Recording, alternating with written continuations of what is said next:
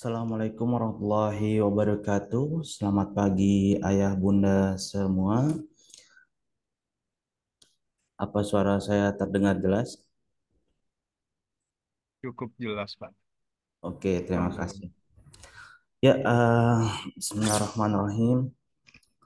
Alhamdulillahirrahmanirrahim. Asyhadu an la ilaha illallah, asyhadu anna Muhammadan abduhu wa rasuluh. Alhamdulillahillazi anzala sakinata fi qulubil mu'minin liyadadu imana ma'a imanihim. Asyhadu an la ilaha illallah wahdahu la syarika lahu wa asyhadu anna Muhammadan abduhu wa rasuluh la nabiyya ba'dah.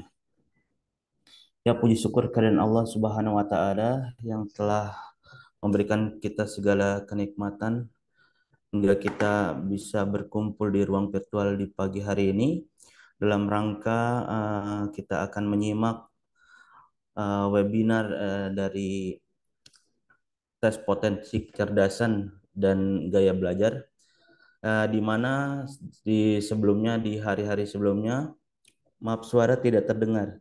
Cek cek, gimana? Sudah jelas belum? Ayah Kalau bunda, di saya terdengar, Bapak. di ayah bunda yang lain gimana? Boleh direspon? Terdengar. Oke, alhamdulillah. Saya lanjutkan ya. Terdengar, Pak. Iya, terima kasih. Saya lanjutkan salat serta salam. Marilah kita turun kepada kedua sana kita Rasulullah Muhammad SAW serta para keluarga beliau dan para sahabat-sahabat beliau. Dan semoga kita sebagai umatnya senantiasa selalu melaksanakan sunnah-sunnah beliau. Ya, sebelum kita mulai, marilah kita awali dengan kalimat yang baik, kalimat thayyibah dengan membaca basmalah. Bismillahirrahmanirrahim. Ya, sebelumnya ayah bunda sekalian perkenalkan terlebih dahulu. Nama saya Dayu Hermawan. Saya di sini akan membantu membantu sebagai MC. Ya, terima kasih. Mungkin audio mic-nya. Ya, mungkin yang belum terdengar, mungkin audio atau mic-nya bisa di join dulu ya, join with audionya, ayah bunda. Ya, hari ini kita akan menyimak webinar tentang materi gaya belajar dan tes potensi kecerdasan ya, ayah bunda. Di mana sebelumnya eh, putra-putri siswa Nurul Fikri, khususnya di wilayah Nurul Fikri Utara Jakarta, melakukan tes gaya belajar dan Kemudian potensi ditunggu dulu ya Bun ya. Nunggu yang lain dulu. Iya. kecerdasan. Eh, Sebelum kita mulai, marilah kita simak terlebih dahulu pembacaan tilawah yang akan dibacakan oleh rekan kami, Kak Onep. Kepada Kak Onep, saya persilakan.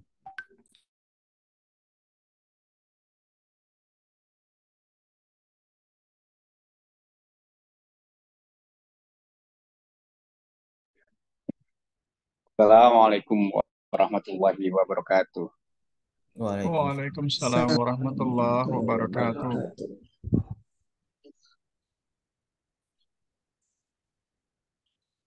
A'udzu billahi minasyaitonir rajim.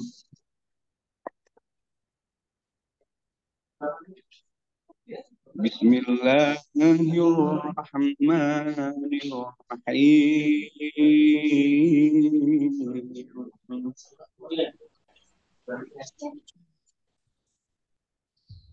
والضحى والليل إذا سجى ما ودعك ربك وما قلى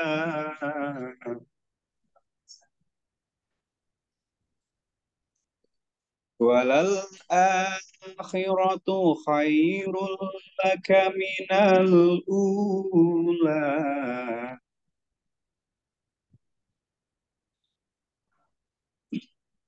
وللآخرة خير لك من الأولى وسوف يعطيك ربك فترضى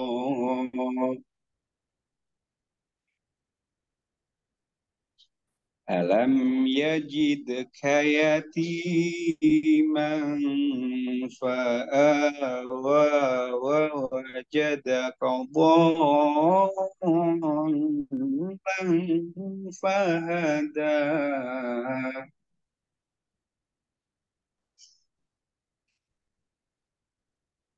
ووجدك ضالا فهدى ووجدك عائلا فأغنى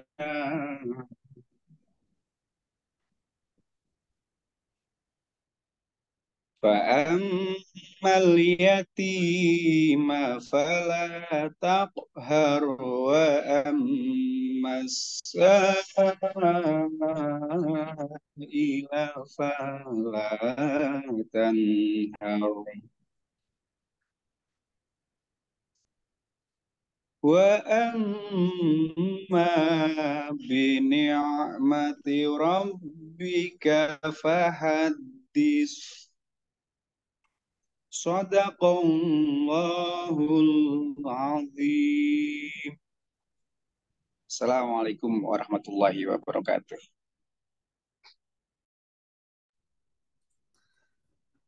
Waalaikumsalam warahmatullahi wabarakatuh. Terima kasih kepada Kak Onep atas pembacaan tilawahnya. Semoga apa yang telah dibacakan dan apa yang telah kita simak menjadi salah satu amalan kita di pagi hari ini. Ya, selanjutnya sebelum kita masuk ke materi utama, ada sedikit video informasi yang akan saya putarkan sebentar.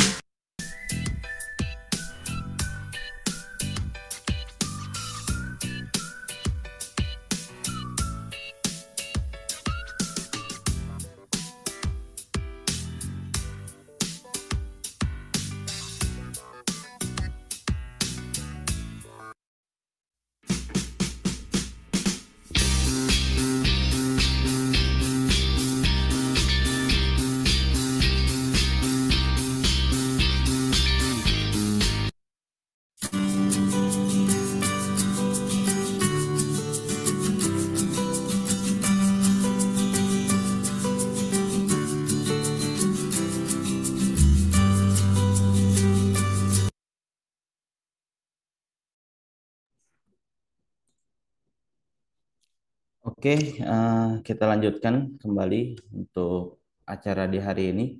Langsung saja untuk sesi berikutnya yaitu sesi utama di acara hari ini yaitu penyampaian materi yang akan disampaikan oleh Kak Eka. Alhamdulillah Kak Eka juga sudah bersama kami. Assalamualaikum Kak Eka. Waalaikumsalam warahmatullahi wabarakatuh. Ya, gimana kabar?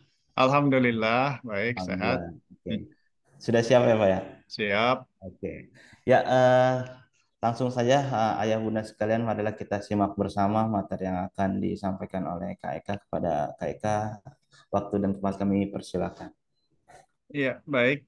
Terima kasih Kak Dayu dan Kak Onef yang sebelumnya sudah memberikan siraman rohani berupa pembacaan ayat-ayat Quran yang tadi kita sama-sama simak.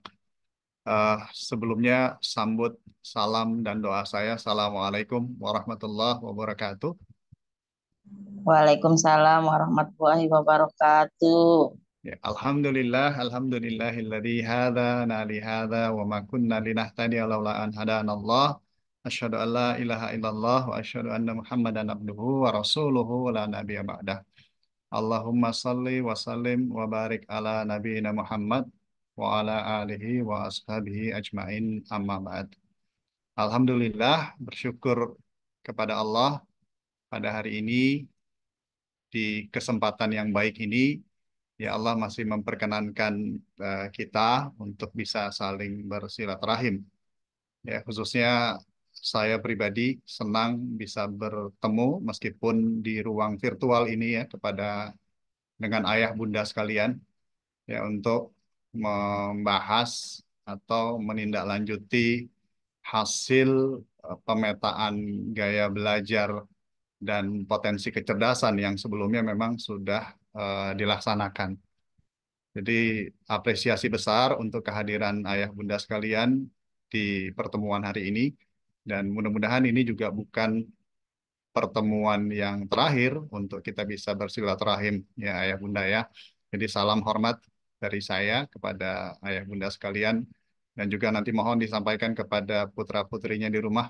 Semoga terus semangat dan termotivasi untuk mengupgrade kualitas diri, karena perjuangan proses pendidikan ini masih panjang jalannya, dan semoga berakhir pada target-target atau hal-hal yang kita harapkan bersama. Sebelum saya lanjut ke pembahasan slide demi slide materi yang ingin saya sampaikan, ya perkenankan saya untuk memperkenalkan diri ayah bunda. Ini sekilas tentang saya. Ya, nama saya Eka Purbaya. Alhamdulillah sudah menikah. Saya adalah ayah dari 3 orang putra yang kebetulan saat ini sedang menempuh pendidikan di 3 jenjang pendidikan yang berbeda. Jadi putra pertama saya itu kelas 11 SMA, kemudian putra kedua saya di kelas 7 SMP, dan putra saya yang terakhir itu di kelas 2 SD. Jadi saya saat ini memang sedang merasakan tantangan ya dan amanah yang sama sebagaimana mungkin yang dialami atau yang dirasakan oleh ayah bunda sekalian. Ya, jadi ini sekilas tentang saya, dan setelah tadi saya mencoba untuk mengenalkan diri, maka kita akan langsung ke amanah yang diberikan kepada saya ya, membahas atau menindaklanjuti hasil dari pemetaan gaya belajar dan potensi kecerdasan. Nah ini, semoga suara saya terdengar ya, Bunda ya, Ayah. Mudah-mudahan terdengarnya jelas. Dan nanti setelah saya menyampaikan, jika ada Bunda atau Ayah di Zoom room ini yang ingin bertanya, nanti dipersilahkan. Ya. Jadi ketika kita bicara tentang gaya belajar dan potensi kecerdasan, pembahasan ini akan saya bagi menjadi 2 chapter atau 2 bagian besar. Yang pertama adalah pembahasan tentang konsep belajar dan bagaimana mengupayakan supaya aktivitas atau proses belajar itu bisa berlangsung efektif dan hasilnya sebagaimana yang kita inginkan atau yang diharapkan oleh putra-putri kita.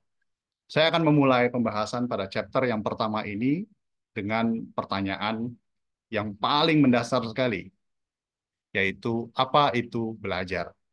Yang bisa jadi kita sudah sangat familiar ya dengan kata atau istilah belajar, tapi ketika kata itu ditanyakan apa maksud dari aktivitas belajar, apa itu belajar, bisa jadi tidak semua kita bisa menguraikan atau bahkan punya pemahaman yang sama tentang apa itu belajar. Nah, di sini saya akan coba sampaikan, tentunya bukan pendapat saya sendiri ya, tapi mengacu pada orang atau tokoh yang saya anggap tentunya punya kompetensi untuk bisa menguraikan ini secara definitif, secara definisi. Ya. Menurut Ernest R. Hilgard, belajar itu adalah perbuatan yang dilakukan secara sengaja, yang menimbulkan atau menghasilkan perubahan yang relatif permanen. Jadi suatu aktivitas dikatakan belajar jika pertama dia dilakukan secara sengaja, secara sadar, yang kemudian menghasilkan perubahan yang relatif permanen. Nah, jika perbuatannya dilakukan secara tidak sadar dan kemudian menghasilkan atau memunculkan hasil yang tidak permanen, maka itu belum layak untuk dikatakan sebagai sebuah aktivitas belajar. Misalnya contoh, jika putra-putri kita diminta untuk mempelajari sebuah materi matematika tertentu dalam waktu 2 jam. Ya, sebelum mereka diminta untuk belajar, mereka diminta untuk menyelesaikan 10 soal matematik. Dan ternyata hasilnya 10-10-nya yang coba mereka jawab, jawabannya salah semua. Setelah itu mereka diminta dalam waktu 2 jam untuk mempelajari konsep matematika tertentu. Dan tidak hanya mereka belajar mandiri, tapi juga diterangkan, ya, ada gurunya. Setelah 2 jam, mereka diuji lagi. Kita biasa menyebutnya sebagai post-test, ya. Jadi yang sebelumnya adalah pre-test. Nah, setelah mereka melalui aktivitas belajar, maka diberikan post-test. 10 soal yang sama. Mereka coba kerjakan. Hasilnya ada yang bisa menjawab benar 7, ada yang bisa menjawab benar 2, ada yang bahkan masih salah semua jawabannya. Nah, dari 3 hasil ini, kalau mengacu pada definisi belajar yang disampaikan oleh Ernest Hilgard, maka dikatakan hanya 2 orang yang dianggap sudah melakukan aktivitas belajar. Sementara 1 orang dianggap belum belajar, meskipun mereka bertiga sudah melewati jumlah waktu yang sama, melewati aktivitas yang sama, belajar dan diajarkan materi matematika tertentu. Kenapa kok 1 dianggap belum belajar? Karena tidak menghasilkan suatu perubahan. Gitu. Jadi dianggap kondisinya masih sama dengan seperti mereka sebelumnya. Sementara yang 2, yang sebelumnya salah semua di pre-testnya dan setelah di post-test ternyata menghasilkan jumlah benar di item-item soal tertentu.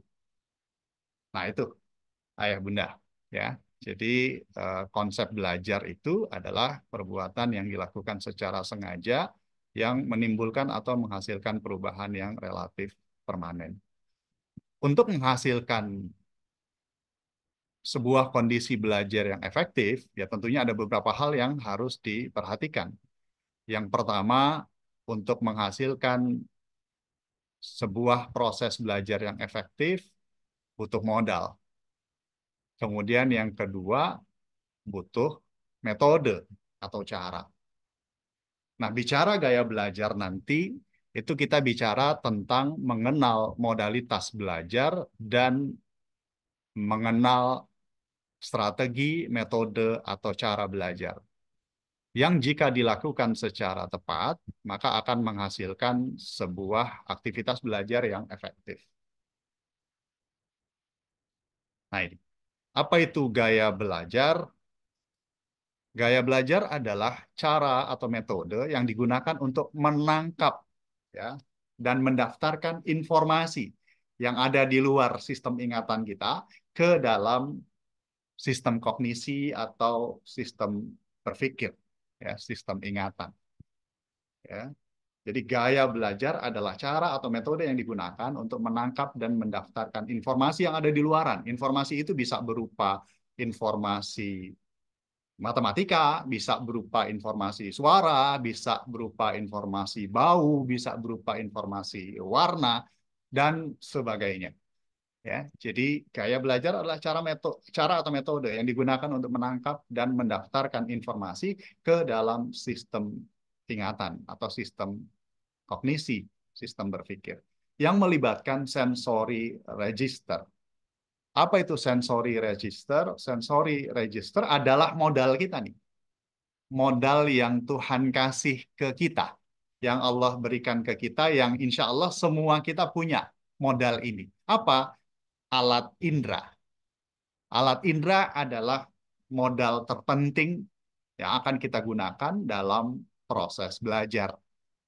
Yang akan kita gunakan untuk menangkap dan mendaftarkan informasi ke dalam sistem ingatan.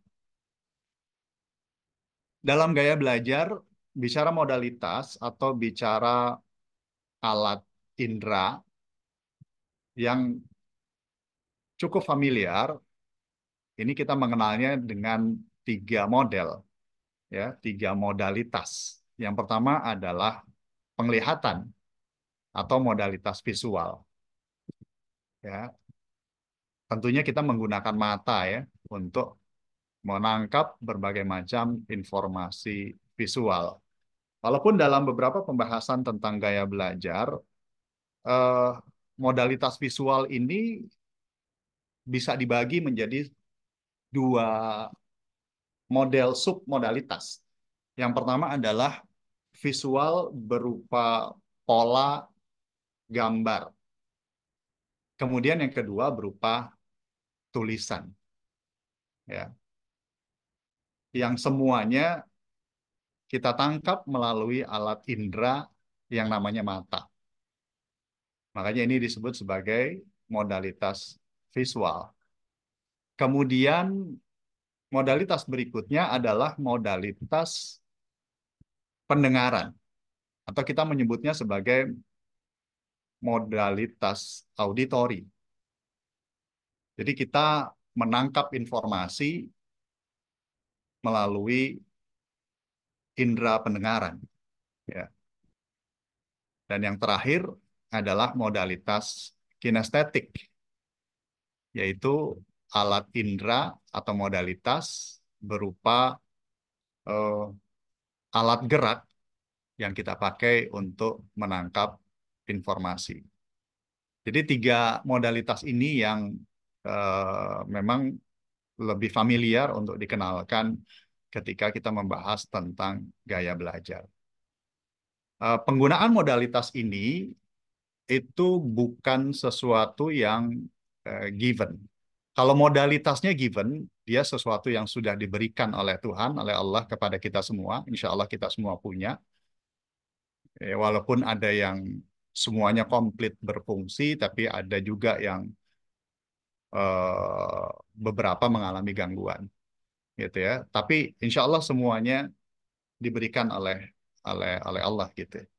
Ya, tapi bagaimana menggunakannya, mana yang secara dominan itu digunakan, apakah yang visual, yang auditory, atau yang kinestetik, ini bukan given, tapi lebih kepada proses pembiasaan.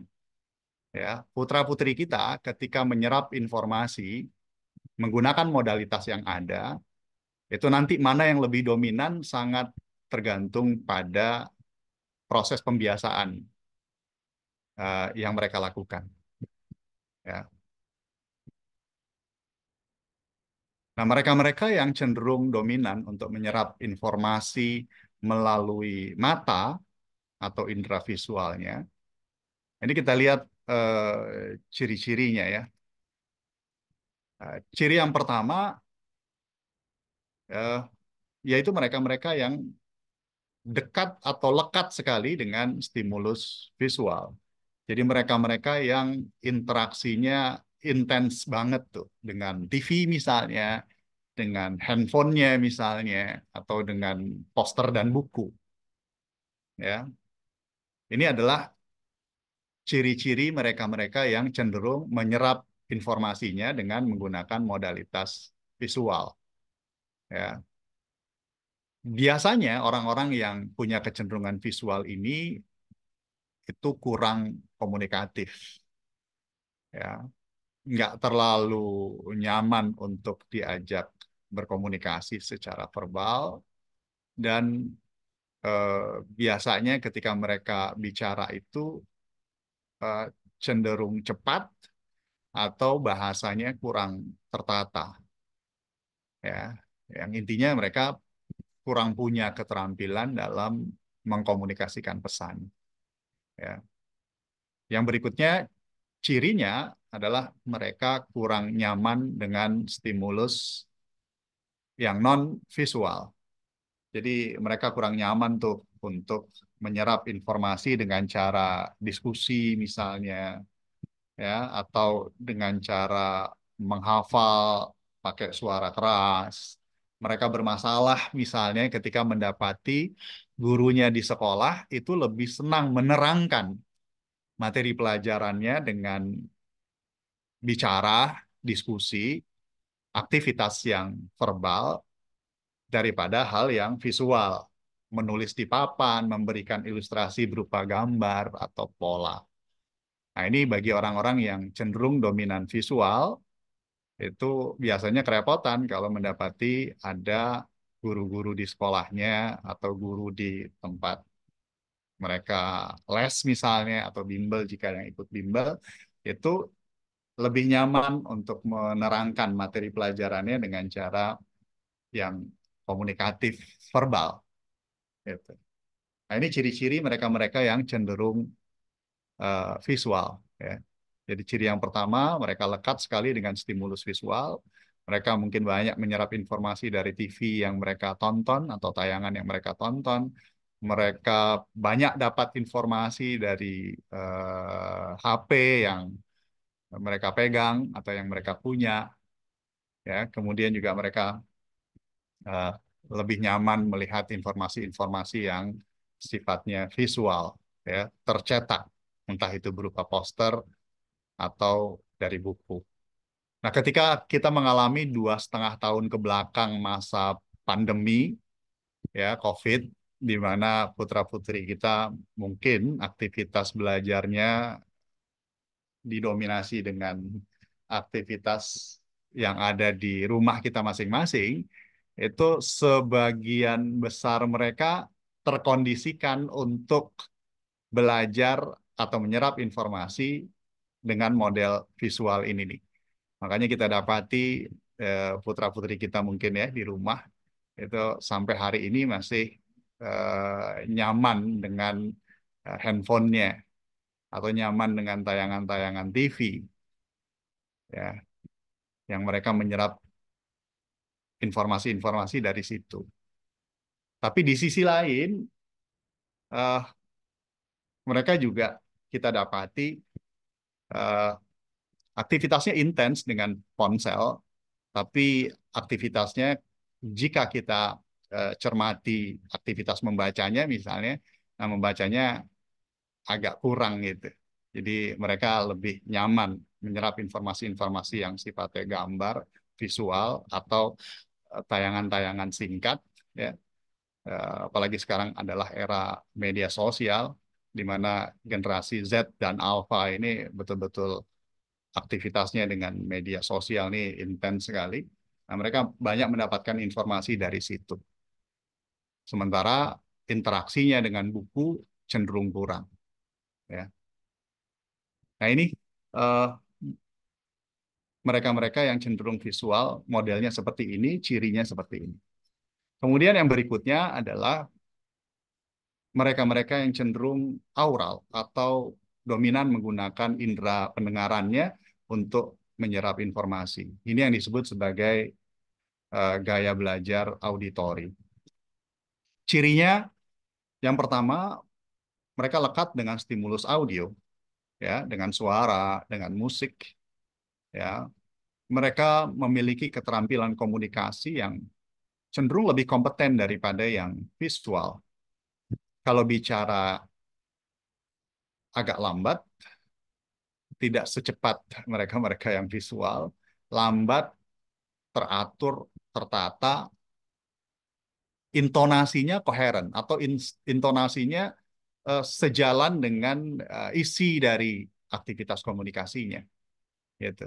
Jadi kalau mereka sedang menceritakan eh, apa namanya atau menyampaikan berita-berita yang lucu gitu, intonasinya menyesuaikan. Atau ketika mereka sedang menyampaikan sesuatu yang nuansanya sedih, intonasi juga menyesuaikan. Itu yang kita sebut sebagai intonasi yang koheren.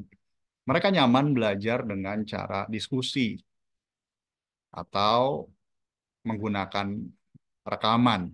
Jadi ketika di sekolah, misalnya, mereka selain mendengarkan gurunya menyampaikan materi, mereka juga merekam yang nanti akan mereka perdengarkan ulang dalam rangka mengulang kembali belajarnya di rumah. Nah, ini ciri-ciri yang cenderung aural atau auditori. Mereka kurang nyaman dengan stimulus yang non-audio. Ya, jadi mereka lebih nyaman dengan diskusi, mereka lebih nyaman dengan mendengarkan rekaman dibandingkan dengan uh, menggunakan visualnya. Ini yang cenderung aural atau auditori. Kemudian yang ketiga adalah mereka-mereka yang gaya belajarnya atau dominasi cerapan informasinya cenderung kinestetik. Ya, cirinya adalah mereka banyak melakukan aktivitas gerak, jadi lekat sekali dengan stimulus gerak, dan mereka menggunakan gerakan-gerakan tadi untuk menghimpun informasi. Mereka lebih nyaman belajar melalui praktik. Mereka berkomunikasi melibatkan gerakan tubuh atau gestur, dan mereka kurang nyaman dengan stimulus yang non-gestur. Ya, makanya mereka-mereka yang punya kecenderungan kinestetik ini pada beberapa case saya mendapati tulisannya tuh agak-agak kurang bagus gitu ya, karena tekanan eh, fisik yang cukup besar pada saat mereka melakukan goresan-goresan dengan pensil atau pulpennya. Sementara kalau yang visual itu cenderung catatannya lebih rapi, ya. Terus kemudian ada bukuhan eh, gambar-gambar, simbol atau warna-warna tertentu yang intinya membuat nyaman penglihatannya. Nah, ini tiga gaya belajar atau cara belajar yang menggunakan tiga modalitas yang berbeda. Kalau yang visual tentunya lebih dominan menggunakan modalitas penglihatan, kemudian yang auditori lebih dominan menggunakan modalitas pendengaran atau telinganya, kemudian yang kinestetik eh, lebih banyak menggunakan modalitas berupa gerakan tubuh, ya. Yang nanti kalau kita bagi menjadi sub kinestetik ada di antaranya misalnya olfaktori, ya, di mana mereka menghimpun informasi melalui aktivitas membaui, atau gustatori, ya, sentuhan, termasuk di antaranya pengecapan. Nah, ini ketika kita bicara tentang berbagai modalitas yang dipakai untuk menyerap informasi. Nah, sekarang tipsnya. Diharapkan ayah bunda kita bisa melatih putra-putri kita untuk terampil menggunakan modalitas-modalitas yang Tuhan berikan, ya. Meskipun misalnya ada kecenderungan putra-putri kita dominan visual, tapi mereka tetap harus melatih keterampilan auditorinya dan kinestetiknya. Karena di luaran sana kita seringkali tidak bisa berharap bahwa seluruh aktivitas belajar itu melibatkan pembelajaran yang cenderung visual semuanya. Pada akhirnya kita nggak bisa dapetin hal yang seperti itu. Begitu pula yang auditori maupun yang kinestetik. Nah, keterampilan untuk menggunakan berbagai macam modalitas belajar ini itu sebagaimana yang di awal saya sampaikan tergantung pembiasaan, ya, tergantung pembiasaan. Ya tentunya kalau seandainya mereka kesulitan untuk membentuk habitnya sendiri, ya kita sebagai orang tuanya ya mesti lebih aktif atau mungkin lebih intens untuk melakukan pendampingan dalam rangka mereka membangun kompetensi menggunakan modalitas-modalitas yang tersedia. Semakin banyak modalitas yang terlibat dalam aktivitas kita menyerap informasi, menyimpan informasi, atau dalam aktivitas belajar, ya tentunya aktivitas belajarnya menjadi lebih efektif. Nah, berikut adalah beberapa tips yang kita bisa lakukan untuk mengasah keterampilan putra-putri kita menggunakan berbagai modalitas yang Tuhan titipkan ke kita. Ya.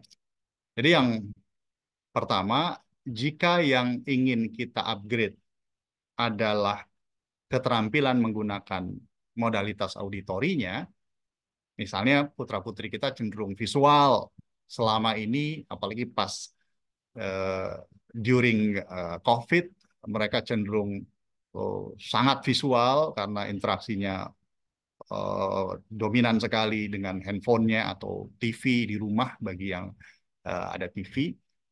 Nah, mengupgrade kemampuan auditorinya adalah dengan membiasakan berdiskusi. Ya, jadi kita mulai mencoba untuk lebih sering ngobrol, ya, di rumah. Mulai dari obrolan-obrolan yang ringan sampai berdiskusi tentang pelajaran-pelajaran di sekolah misalnya, atau yang sedang putra-putri kita pelajari saat ini, gitu. Ya, atau pada saat kita mendampingi putra-putri kita nonton, ya, kita bisa minta mereka untuk menceritakan kembali, ya, apa yang mereka tonton, misalnya begitu. Ya, intinya membiasakan mereka untuk lebih sering berkomunikasi secara verbal, dilibatkan dalam kegiatan diskusi, sehingga modalitas auditorinya nanti akan terkondisikan untuk menyerap informasi lebih banyak. Ya. Kemudian ketika mereka belajar atau pelajaran-pelajaran yang mungkin sifatnya hafalan, ini bisa kita minta untuk menghafal dengan mengeraskan suara. Ya, sebagaimana kalau yang sebelumnya auditori itu atau mereka-mereka yang aural itu nyaman untuk mendengarkan informasi melalui model auditori atau audio. Ya. Jadi menghafal dengan mengeraskan suara, nah itu juga membiasakan sistem aural kita untuk menyerap informasi. Ya. Ini beberapa tips yang kita bisa lakukan untuk mengupgrade, ya, kualitas modalitas auditori.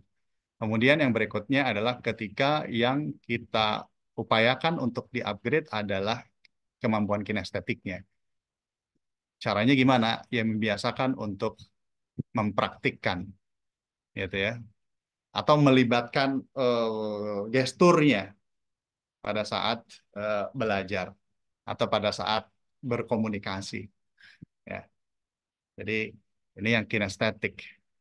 Nah, sementara kalau yang visual, bagaimana cara upgrade-nya adalah membiasakan mereka terlibat dalam aktivitas membaca atau menggunakan berbagai macam stimulasi visual, ya, poster-poster, ya, gambar, ya. Nah, ini yang kita bisa lakukan. Nah, kalau seandainya ketiga hal ini mereka sudah cukup kompeten untuk menggunakannya, maka peluang mereka untuk bisa menyerap informasi secara maksimal dan kemudian mencapai apa yang kita sebut sebagai aktivitas belajar yang efektif, insya Allah bisa tercapai. Gitu. Ya. Nah, ini beberapa tips yang kita bisa mulai praktikkan. Ya. Kemudian saya mau coba ulas singkat, ya, tentang memory storage atau proses penyimpanan informasi. Nah, kembali pada definisi belajar di awal tadi, sesuatu baru bisa dikatakan belajar jika sudah menghasilkan informasi perubahan yang bersifat menetap. Ya. Perubahan yang bersifat menetap tentunya bisa terjadi jika informasi yang ditangkap, ya, atau pelajaran yang ditangkap itu masuk ke dalam sistem ingatan dan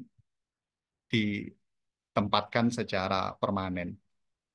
Prosesnya adalah ketika informasi masuk, dia akan didaftarkan dulu ya oleh alat indera kita, oleh sensory registernya. Kemana? Ke STM atau short term memory. Ya, ditempatkan dulu dia di situ ya, dan nanti informasi yang tersimpan yang masih bersifat sementara atau temporer ini ada kemungkinan untuk keluar dari sistem ingatan dan dilupakan, ada juga yang diteruskan untuk dipermanenkan. Dia dari short term memory-nya akan lanjut masuk ke dalam long term memory. Nah, aktivitas belajar baru dikatakan belajar jika informasinya sudah tersimpan dalam long term memory-nya sehingga menghasilkan perubahan yang bersifat permanen. Dari yang tadinya mereka tidak tahu jadi tahu, dari yang tadinya tidak paham jadi paham, dari yang tadinya tidak terampil menjadi terampil.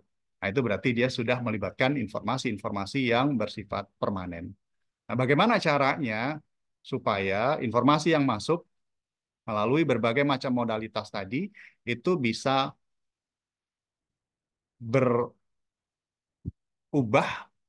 atau diteruskan ke dalam long term memory kita. Jadi ada beberapa tips yang kita bisa lakukan juga. Jadi yang pertama adalah informasi akan berubah dari short term memory, tempat penyimpanan sementara, masuk ke dalam tempat penyimpanan yang permanen jika ada proses repetisi, ada proses pengulangan. Makin sering diulang, maka dia akan semakin meningkat kualitasnya dan menjadi permanen. Gitu.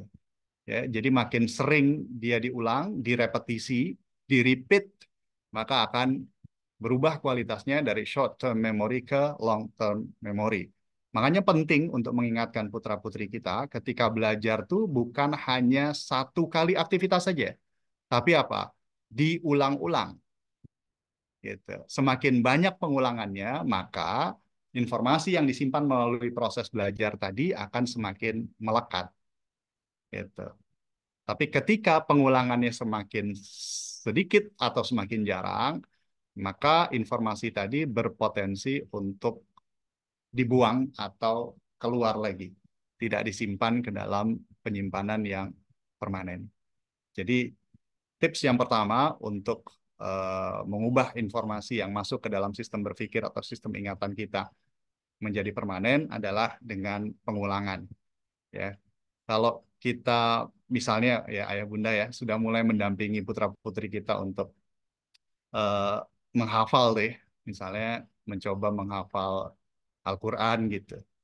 Nah, itu proses hafalan Quran itu kan selalu melibatkan pengulangan gitu ya. Jadi misalnya satu ayat dibaca dengan suara keras dan kemudian diulang-ulang 10-20 kali gitu. Baru kemudian dia berlanjut ke menghafal ayat berikutnya. Dan ini tidak hanya apa namanya diterapkan pada aktivitas menghafal Quran, ini juga eh, perlu diterapkan dalam aktivitas belajar yang lain. Makanya kita dapati siswa-siswi yang kompeten matematikanya adalah mereka-mereka yang sering ya mengulang-ulang latihan soal gitu. Ya, jadi ada proses repetisi pengulangan. Kemudian tips yang kedua selain pengulangan, eh, ingatan akan cepat berubah dari ingatan jangka pendek atau short term memory menjadi ingatan yang permanen atau long term memory, ingatan jangka panjang kalau dia melibatkan emosi, terutama emosi yang positif. Gitu. Semakin ada perasaan suka, senang pada saat kita melakukan sebuah aktivitas, maka semakin aktivitasnya punya jejak ingatan yang kuat dalam sistem berpikir kita. Gitu. Kalau ada pertanyaan, eh, Kak, mungkin nggak eh, emosi negatif bisa melekat kuat juga? Mungkin. Cuma kalau informasi yang melibatkan emosi negatif, biasanya informasinya itu cenderung punya bungkus traumatis, ya, dan kita biasanya punya keengganan untuk eh, melakukannya lagi gitu. Ya, makanya diharapkan ketika putra-putri kita belajar, diharapkan mereka belajarnya melibatkan perasaan yang seneng, ya, perasaan yang nyaman, perasaan yang riang, sebagaimana ketika mereka bermain gitu. Nah, cuma tantangannya adalah bagaimana melibatkan emosi positif ini untuk mempelajari materi-materi pelajaran yang kompleks. Nah, di situ yang kita memang perlu rumuskan lagi tuh strateginya. Bagaimana membuat aktivitas belajar matematika, belajar fisika, belajar biologi, belajar kimia misalnya, atau belajar sejarah menjadi aktivitas belajar yang menyenangkan. Saya ingat pernah baca bukunya Prof. Yohanes Surya. Beliau adalah pendamping tim Olimpiade Fisika Indonesia ya beberapa waktu yang lalu. Beliau bikin sebuah buku yang judulnya Gasing ya. Belajar matematika atau belajar fisika metode gasing, gampang, asik, dan menyenangkan gitu. Nah, berarti apa? Pada saat beliau menulis atau meng-create metode gasing, beliau berharap siswa-siswi yang mempelajari matematika, fisika itu diharapkan bisa melibatkan emosi yang positif pada saat belajar materi-materi yang kompleks itu. Dan ternyata terbukti hasilnya signifikan meningkatkan kualitas pembelajaran fisika dan matematik. Gitu. Kalau dulu saya sempat beli bukunya di beberapa toko buku tuh, yang sampai hari ini juga masih dibaca oleh anak-anak saya gitu. Jadi kalau ayah bunda misalnya ingin hunting buku gitu ya, buku-buku fisika atau matematik, ya mungkin masih ada gitu ya, buku-buku fisika atau matematik yang eh, menerapkan metode gasing, gampang, asik, menyenangkan.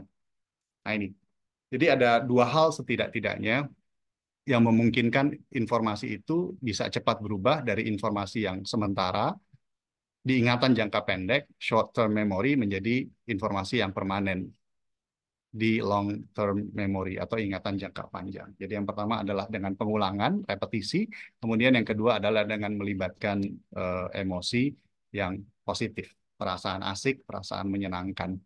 Makanya kalau putra-putri kita minta belajar dengan keterpaksaan, apalagi dengan ancaman-ancaman tertentu, ya mereka akan melakukan, tapi mereka melakukannya dengan emosi yang cenderung negatif, ya. Dan kalaupun mereka menyerap beberapa informasinya, biasanya cerapan informasi dalam sistem ingatannya itu lebih dominan ada di short term memorinya atau ingatan jangka pendeknya. Yang nantinya ketika misalnya momen ujiannya sudah lewat, mereka akan melupakan kembali apa yang mereka telah pelajari. Dan itu nanti akhirnya pada akhirnya tidak layak untuk disebut sebagai aktivitas belajar. Nah, pada chapter yang pertama tadi kita sudah membahas tentang apa itu belajar, bagaimana kita mengenal dan menggunakan berbagai modalitas atau alat indera untuk mengoptimalkan kualitas dari aktivitas belajar. Nah, pada chapter yang kedua ini kita akan membahas tentang potensi kecerdasan. Ya, Eh, untuk pembahasan tentang potensi kecerdasan ini, saya menggunakan konsep yang saat ini memang cukup populer ya untuk diterapkan dan dikembangkan gitu ya, yaitu konsep yang disampaikan oleh Howard Gardner atau Howard Gardner, seorang profesor psikologi dari Harvard University ya atau Universitas Harvard, di mana beliau mengatakan di dalam quotes-nya ini, once we realize that people have very different kind of minds, different kind of strength, some people are good in thinking spatially, some in thinking language, others are very logical, other people need to be hands-on and explore actively and try things out. Then education, which treats everybody the same way, is actually the most unfair education. Jadi melalui quotes ini beliau ingin menyampaikan bahwa eh, setiap kita memiliki kekuatan yang berbeda ya dalam sistem berpikir ini. Ada yang kuat dalam keterampilan berpikir spasial, ya, pola-pola, bentuk, dan gambar. Lemah di yang lain. Sementara ada juga orang yang justru kuatnya pada keterampilan berbahasanya. Sementara logikanya mungkin agak kurang.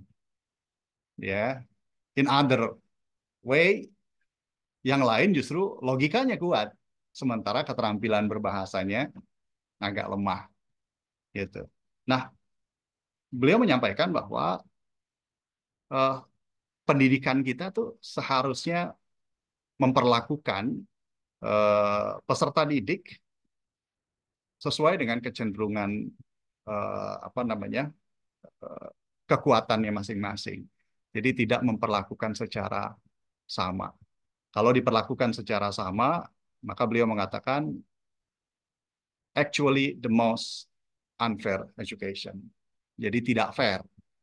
Ya, jadi kita memperlakukan setiap anak misalnya harus uh, pinter matematika, harus kompeten dalam matematika gitu ya. Atau setiap orang harus punya keterampilan berbicara yang sebagaimana layaknya Bung Karno misalnya, yang terkenal sebagai orator yang cakap gitu dan sebagainya. Nah, sebelum kita bahas ke macam-macam potensi yang ada di kita atau ada di putra-putri kita, maka saya mulai lagi dengan pertanyaan kritisnya. Ketika kita ngomongin kecerdasan, apa sih pinter atau cerdas itu? Gitu. Kenapa kok selama ini yang identik kita label sebagai orang yang cerdas adalah mereka-mereka yang nilai matematikanya bagus, nilai fisikanya bagus. Sementara kalau nilai matematiknya rendah, tapi kemampuan bermusiknya oke, maka dia masih belum layak disebut cerdas. Nah, kalau kata Gardner, itu tidak fair. Karena masing-masing punya kekuatan pada aspek yang berbeda jika kita membandingkan antara person satu dengan person yang lain. Nah, maka saya akan coba untuk mengulas pembahasan ini pada hal yang lagi-lagi sifatnya mendasar. Apa sih pintar atau cerdas itu?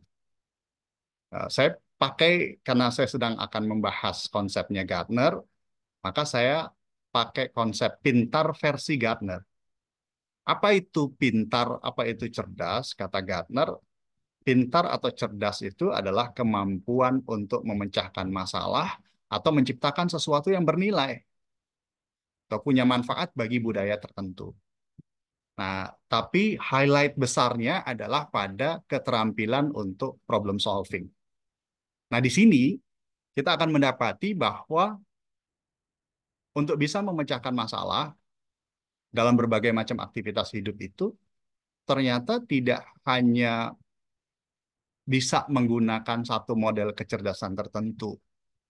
Misalnya, ketika saat ini saya sedang kelaparan, saya sedang butuh makanan, saya sedang butuh asupan makan, maka yang bisa memecahkan masalah saya ternyata bukan seorang matematikawan, tapi yang bisa memecahkan masalah saya adalah uh, orang yang pintar masak, misalnya. Ya, tukang nasi goreng di dekat rumah, misalnya. Ya, atau tukang bubur ayam uh, di depan rumah, misalnya.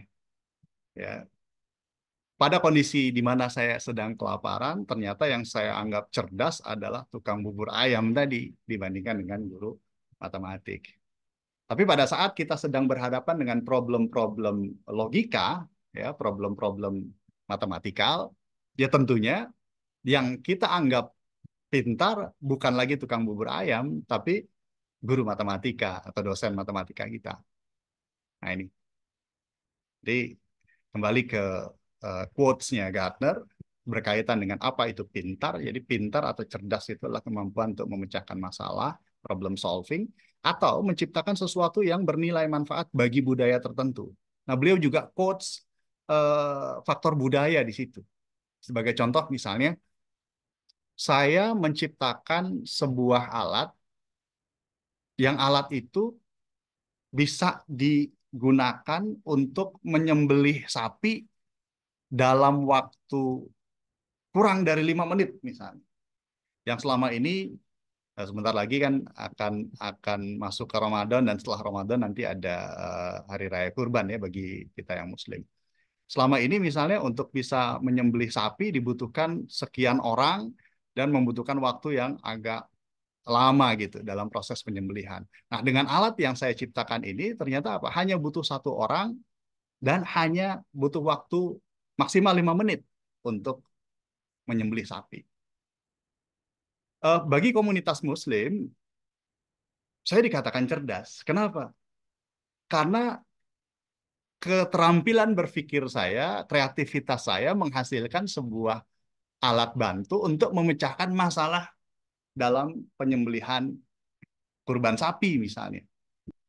Tapi di sisi lain, bagi masyarakat Hindu yang menganggap bahwa sapi itu sesuatu yang suci, saya tidak dikatakan cerdas. Alat saya tidak dianggap berguna bagi mereka. Ya, malah kalau seandainya saya pertontonkan atau saya demonstrasikan, bisa jadi apa? Saya dianggap tidak toleran. Nah itu eh, maksud Gardner ya, ketika beliau memasukkan faktor budaya dalam pembahasan tentang konsep pintar atau cerdas. Nah, kembali ke konsep Gardner, kata beliau setidak-tidaknya setiap kita defaultnya itu memiliki sampai 9 model kecerdasan yang bisa diasah selama kita masih hidup. Ya, bisa diasah selama masih hidup. Tinggal lagi-lagi kecenderungan nanti minat, passion, itu mungkin akan mengarahkan kita pada pengembangan eh, beberapa saja di antaranya dia, ya, dari 9 potensi kecerdasan yang masing-masing kita diberikan anugerah oleh Allah, oleh Tuhan. Ya. Nah, bagaimana sih cara untuk mengembangkan atau melatih model-model kecerdasan tadi?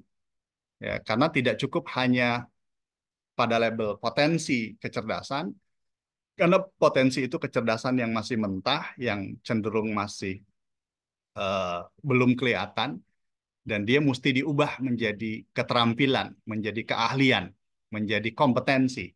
Sehingga pada saat kita berhadapan dengan problem, dengan masalah, ya, macam-macam kecerdasan tadi itu kita bisa pakai. Karena manusia hidup itu kan, ya konsekuensi kita hidup di dunia itu kita cuma lompat dari satu masalah ke masalah yang lain. Nah, makanya apa yang disebut cerdas itu sebetulnya adalah upaya kita untuk men-solve problems di saat masalah datang. Nah, tips bagaimana melatih, mengembangkan potensi kecerdasan yang kata Gartner ada sekitar 9 tadi, sehingga dia bisa menjadi kompetensi. Kita bahas atau kita masuk ke tips melatih kecerdasan logical. Ya, logical itu adalah model kecerdasan yang berhubungan dengan keterampilan dalam mengolah angka-angka, ya, atau konsep-konsep logika. Ya, ada pernyataan, ada 2 pernyataan, terus kemudian kesimpulannya apa? Itu hal-hal yang berkaitan dengan eh, logical atau logis. Ya. Cara melatih kecerdasannya gimana? Misalnya dengan berlatih matematika atau memecahkan masalah dengan melibatkan prosedur dan urutan. Misalnya kalau kita bicara konsep-konsep logika sederhana kan, misalnya ada pernyataan pertama yang bersifat umum, seluruh manusia akan mati. Premis atau pernyataan yang kedua, Eka Purbaya adalah manusia. Apa kesimpulannya? Kesimpulannya Eka Purbaya akan mati. Nah, itu gambaran tentang bagaimana logika dipakai ya untuk mengambil kesimpulan. Ya.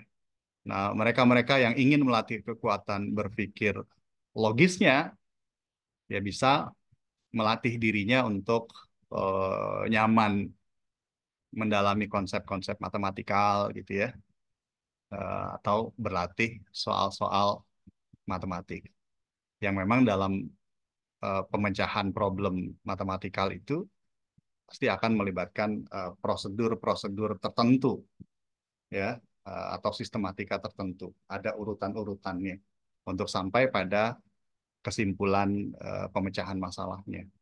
Nah, ini tips untuk melatih kecerdasan logical ya. Kemudian yang kedua adalah kecerdasan linguistik verbal. Ini model kecerdasan yang kedua ya, yaitu kecerdasan yang berkaitan dengan eh, penggunaan kata-kata dalam bentuk ujaran, lisan atau verbal maupun tulisan ya. Nah, cara untuk melatih mengembangkannya bagaimana? Misalnya dengan eh, banyak berdiskusi ya tadi ya, berlatih untuk berani menyampaikan ide ya dengan lisan maupun dengan tulisan. Ya, kemudian mengkondisikan putra-putri kita untuk banyak membaca dan kemudian menyampaikan apa yang dibaca dalam bentuk resensi misalnya, ya, menyarikan apa yang mereka baca. Mereka-mereka yang berharap misalnya di kemudian hari akan menjalani profesi sebagai pembaca berita, ya, jurnalis, news anchor, adalah mereka-mereka yang wajib untuk melatih model kecerdasan ini, ya. Atau bahkan sekarang ada profesi baru yang lagi digemari oleh anak-anak muda nih, yaitu stand up comedian, ya, yang saya anggap sebagai model berkomedi yang cerdas, gitu. Kenapa? Karena seorang stand up comedian itu mengandalkan konten dari kata-kata ya untuk disampaikan dan diharapkan bisa membuat orang tertawa. Tapi ternyata untuk bisa kompeten dalam menyampaikan secara lisan, mereka juga biasanya menulis gitu humor-humor atau joke-joknya. Nah, itu kalau ada yang mau jadi stand up comedian itu wajib untuk melatih kecerdasan linguistik verbalnya. Ya. Presiden Soekarno adalah salah satu tokoh yang memang punya kompetensi linguistik verbal di atas rata-rata kebanyakan orang. Ya. Nah, ini yang disebut sebagai linguistik verbal. Dan ini tidak datang ujuk-ujuk, tidak muncul tiba-tiba, semuanya harus dilatih ya, semuanya harus dilatih. Dan pada saat kita punya passion di situ, punya minat, punya kecenderungan di situ, maka proses berlatihnya akan lebih nyaman untuk kita jalani. Ya. Kemudian yang ketiga adalah model kecerdasan interpersonal, yaitu model kecerdasan yang berkaitan dengan aktivitas interaksi dengan orang. Atau kalau saya biasa menyebutnya sebagai kecerdasan dalam bergaul. Gitu. Bagaimana cara melatihnya? Cara melatihnya adalah dengan berusaha melepaskan kecanggungan gitu ya. Latihan untuk mulai eh, nyaman berinteraksi dengan orang, walaupun misalnya pada kesempatan-kesempatan pertama rasa canggungnya masih besar, tapi nanti seiring dengan kita mulai berani ngobrol sama orang, berani berinteraksi dengan orang, nyaman untuk saling apa namanya ngobrol, bergaul, maka kecanggungannya akan semakin berkurang. Ya, dan di situ kita juga belajar untuk mencoba memahami orang lain, bukan hanya berharap kita dipahami sama orang. Ya, nah, kecerdasan interpersonal ini kan tentunya adalah kecerdasan yang penting untuk dikembangkan eh, jika kita berharap kita punya circle pergaulan yang luas gitu. Nah, ini harus dilatih. Dan manusia itu kan sebetulnya fitrahnya ekstrovert gitu. Kenapa? Ya karena dia nggak bisa hidup sendiri. Ya. Kalau ada yang mengatakan bahwa oh saya introvert gitu. Introvert karena memang dari kecil kurang dibiasakan untuk apa? Untuk berinteraksi dengan orang misalnya. Di rumah aja nggak mau bergaul dengan tetangga misalnya, ya, atau di sekolahnya cenderung sibuk sendiri gitu, nggak mau banyak ngobrol gitu ya, atau menjalin pertemanan ya, dengan rekan-rekan di sekolahnya gitu. Karena sebetulnya fitrahnya kita ini adalah ekstrovert gitu. Karena kita nggak bisa memenuhi kebutuhan hidup kita sendirian, kita perlu melibatkan orang lain gitu. Eksistensi kita ini tidak bisa ditopang hanya dengan eh, kemampuan dan keterampilan kita sendiri. Dia butuh support dari pihak lain. Makanya ketika kita melatih kecerdasan interpersonal atau kecerdasan pergaulan ini, maka peluang untuk tercapainya cita-cita kita, peluang untuk kita bisa memecahkan berbagai masalah yang kita alami itu jadi besar karena ada pelibatan orang-orang lain juga. Gitu. Ya.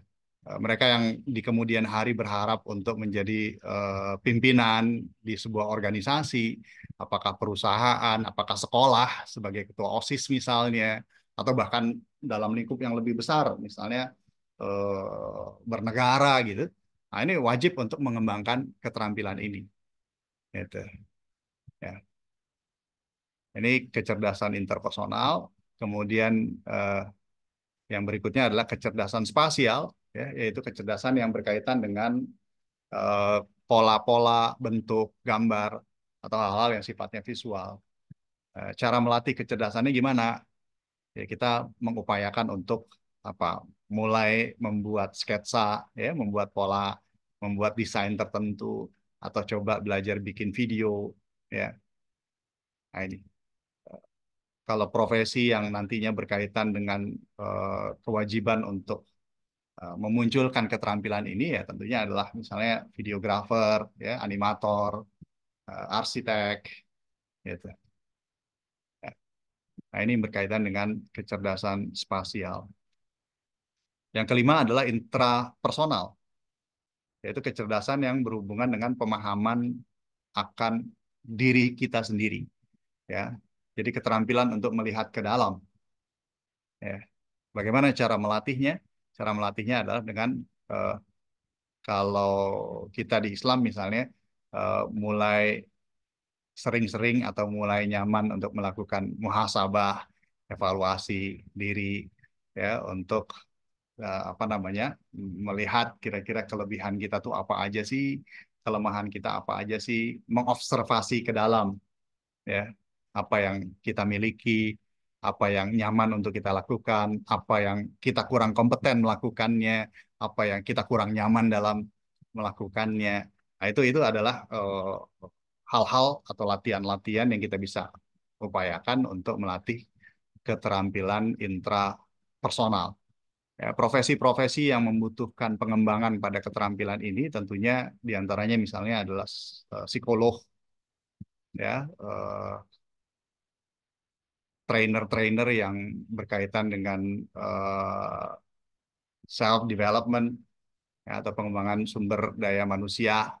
Nah, itu butuh untuk mengembangkan kecerdasan ini. Ya. Yang keenam adalah kecerdasan musikal. Bagaimana cara melatihnya? Jadi kecerdasan musikal adalah kecerdasan yang berhubungan dengan olah audio sehingga menjadi suara-suara yang nyaman untuk kita dengarkan atau untuk orang lain dengarkan. Ini yang disebut sebagai kecerdasan musikal. Bagaimana cara melatihnya? Cara melatihnya adalah misalnya kita berlatih mengolah informasi-informasi, ya, yang masuk ke dalam modalitas kita menjadi pola auditori yang enak didengar, ya. Contohnya misalnya latihan untuk bersenandung, gitu, ya.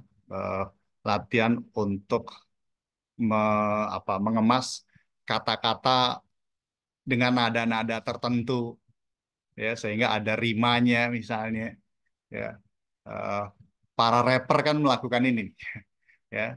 Jadi eh, mereka mengubah kegelisahan, curhat-curhat verbal mereka itu dalam eh, apa namanya, senandung-senandung tertentu yang nanti kemudian bisa dianggap sebagai musik, gitu. Nah ini, itu berarti mereka melatih kecerdasan musikalnya. Ya. Kemudian yang ketujuh adalah kecerdasan naturalis. Ya. Kecerdasan yang berhubungan dengan interaksi kita dengan alam. Bagaimana cara melatihnya? Ya, cara melatihnya adalah misalnya berusaha dekat dengan alam, melakukan aktivitas-aktivitas outdoor. Ya, jika ada kebun kecil misalnya di rumah, kita mulai melibatkan putra-putri kita untuk latih ngurus kebun misalnya, atau kalau di rumah ada hewan peliharaan, misalnya kalau kayak saya di rumah ada hewan peliharaan kucing, jadi saya mulai melibatkan anak saya untuk eh, belajar membersihkan tempat kotorannya, terus rutin untuk ngecek tempat makan dan minumnya, dan lebih aware untuk melihat kondisinya. Kalau si binatang tersebut nih dalam kondisi lagi sehat kah, atau mulai menunjukkan indikasi lagi kurang sehat atau sakit. Nah, itu mulai dilibatkan dengan hal-hal seperti itu. Atau kalau lagi ada kesempatan, misalnya di musim liburan, saya suka ngajak anak-anak saya untuk camping, gitu ya. Eh, Terakhir, misalnya saya ke daerah Lembang, gitu ya, untuk melakukan aktivitas camping ya bareng keluarga gitu. Atau sebelumnya di Gunung Bunder gitu. Nah, supaya mereka dekat dengan alam. Sehingga apa? Mereka punya kepedulian terhadap kelestarian alam misalnya. Nah, itu upaya-upaya untuk melatih model kecerdasan naturalis. Kemudian yang kedelapan adalah model kecerdasan body kinestetik, yaitu kecerdasan yang berkaitan dengan olah fisik.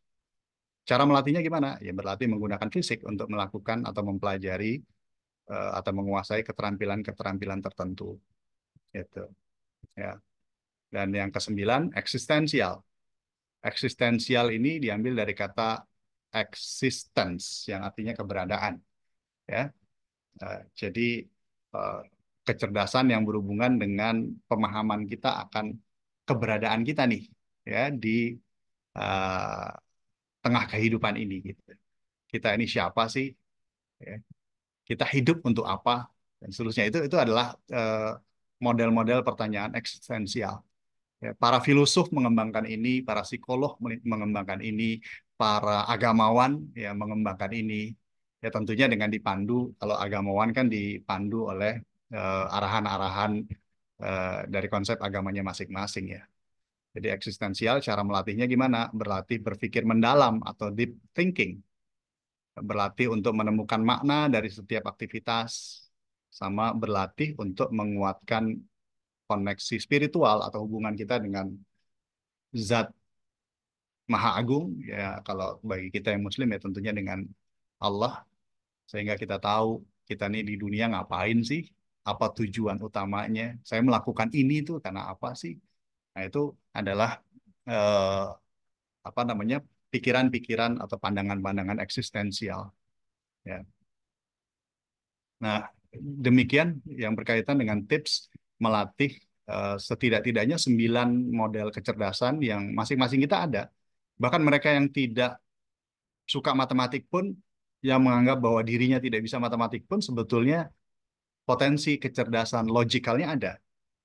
Mereka yang katakanlah eh, kesulitan untuk bisa bicara lancar, sistematis, dengan mengatakan, gue nggak bisa ngomong gitu. Sebetulnya potensi verbalnya ada. Saya nggak bisa nulis nih gitu. Atau kurang terampil dalam menyampaikan ide dalam bentuk tulisan. Tetap dia sebetulnya potensinya ada. Tapi potensi yang tidak dilatih, dia akan tetap menjadi potensi. Sementara potensi yang dilatih dan dikembangkannya terus-menerus, maka dia akan menjadi keahlian, akan menjadi kompetensi. Dan kalau kompetensinya dilatih terus-menerus, sampai pada level yang orang lain tidak bisa mencapai itu, maka eh, kompetensi tadi disebut sebagai expert, gitu ya, expertise. Yang biasanya dalam dunia profesional, eh, expert itu akan dikompensasi tinggi karena keahliannya hanya dimiliki oleh atau dikuasai oleh sedikit orang. Ya. Nah, misalnya kita lihat nih bagaimana pemanfaatan macam-macam potensi kecerdasan tadi ya dalam kehidupan. Misalnya, kita ingin membuat sebuah mobil gitu. Ya, semakin dia melibatkan eh, model kecerdasan yang beragam tadi, maka pasti kualitas atau hasil dari produknya akan lebih lebih baik gitu dibandingkan dengan hanya melibatkan satu atau dua model kecerdasan saja. Misalnya kita lihat ketika misalnya ada proyek untuk membuat sebuah mobil nih, ya. Mereka-mereka yang terampil dalam kecerdasan logis dan matematisnya, ya, itu pasti akan menyampaikan pertanyaan-pertanyaan ini gitu. Ya. Berapa lama sih waktu yang dibutuhkan untuk membuat mobil X gitu? Berapa biaya yang diperlukan? Berapa manpower atau tenaga manusia yang dibutuhkan untuk membuat eh, produk ini? Nanti harga jualnya seperti apa? Berapa? Dan seterusnya dan seterusnya. Nah, ini mereka-mereka yang punya keterampilan logis dan matematis yang akan memberikan sumbangan signifikannya gitu. Tapi apakah cukup proyek ini dikerjakan oleh mereka-mereka yang cerdas secara logis atau matematis aja? Ternyata enggak. Butuh mereka-mereka yang terampil dalam kecerdasan visual spasialnya. Ya, karena apa? Produk itu akan punya kecenderungan banyak peminat dan dibeli orang atau nyaman dikonsumsi orang kan ketika tampilannya bagus, enak dilihat. Gitu. Nah, bagi mereka yang mengembangkan keterampilan atau kecerdasan visual spasialnya, berpikirnya tentang bagaimana dan seperti apa tampilannya. Kalau yang logis matematis tadi berpikirnya tentang berapa lama waktu misalnya, biaya yang diperlukan, berapa orang yang diperlukan, dan berapa nanti harga jual. Sementara kalau yang visual spasial adalah bagaimana dan seperti apa tampilannya. Misalnya gitu. Kemudian yang kinestetik, ya bagaimana cara membuatnya. Gitu. Ya. Kemudian yang berikutnya yang naturalistik, ketika dilibatkan, dia akan memberikan masukan tentang apakah produk ini melibatkan komponen-komponen yang bisa didaur ulang, apakah nanti produknya tidak merusak lingkungan, ya, apakah nanti eh, produknya apa namanya ramah lingkungan gitu ya, bagaimana bahan bakarnya, nah misalnya kayak gitu. Nah, itu yang memiliki kecerdasan naturalistik yang tentunya melihat proyek ini dalam perspektif kecerdasannya. Nah, yang intrapersonal atau kecerdasan bergaul, mungkin dia punya perspektif ketika melihat proyek ini. Ya, misalnya seperti apa sih orang yang layak membelinya? Gitu. Itu yang intrapersonal. Ya, kelebihan-kelebihan apa yang eh, perlu dimiliki untuk bisa tercapai proyek ini? Gitu. Nah, kalau yang musikal, melihatnya dalam perspektif misalnya eh, produk atau mobil ini nanti seperti apa sistem audionya. Gitu. Sehingga pada saat orang berkendara tidak hanya fokus ke jalan, tapi dia bisa ditemani oleh eh, musik gitu untuk bisa membuatnya lebih nyaman ketika berkendara. Sementara yang eksistensial ya memunculkan pertanyaan apakah produk yang diciptakan ini bermanfaat bagi orang gitu. Ya, sejauh mana manfaatnya? Kenapa desainnya seperti itu? Kenapa tidak seperti ini? Dan seterusnya dan seterusnya. Ini eh, yang eksistensial. Nah, sementara kalau yang linguistik verbal, ketika melihat produk atau project ini, berpikirnya adalah bagaimana saya bisa mengkomunikasikan produk ini supaya orang kenal dan mau membeli. Gitu. Komunikasi model apa yang kira-kira akan efektif supaya produk ini bisa dikonsumsi orang. Itu linguistik verbal. Yang interpersonal, berpikirnya saya perlu melibatkan siapa saja ya supaya produk ini bisa terwujud dan sampai kepada konsumen. Saya perlu melibatkan berapa orang dengan macam-macam keahlian apa saja ya supaya produk ini mendekati kesempurnaan. Gitu. Nah, jadi ternyata dalam kehidupan itu bahkan ketika kita melakukan sebuah pekerjaan atau proyek tertentu, itu pelibatan orang dengan macam-macam keterampilan itu sangat dibutuhkan.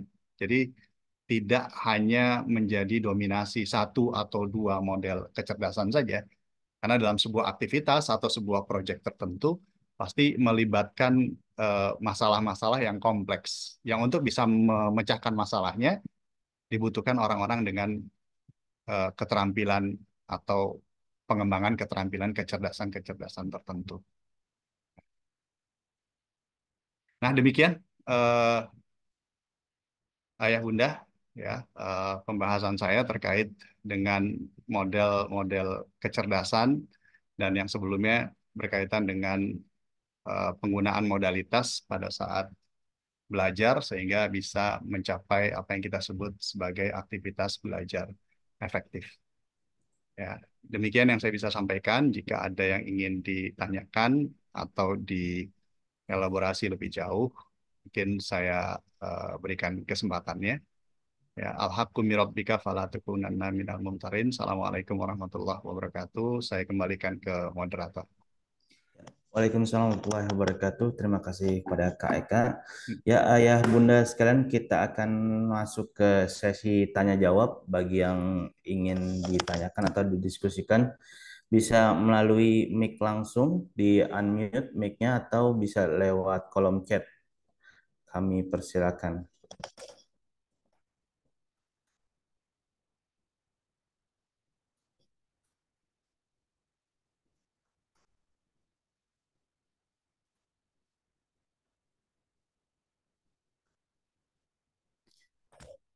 Ya, untuk tes kemarin ya, untuk yang tes potensi kecerdasan, untuk hasilnya itu ayah bunda bisa dilihat di email waktu pas pendaftaran tesnya. Jadi hasilnya langsung dikirimkan, nanti bisa dilihat. Atau ada yang mau mendiskusikan hasilnya juga, misalnya ada yang belum dipahami dari hasil tersebut, bisa ditanyakan pada sesi kali ini.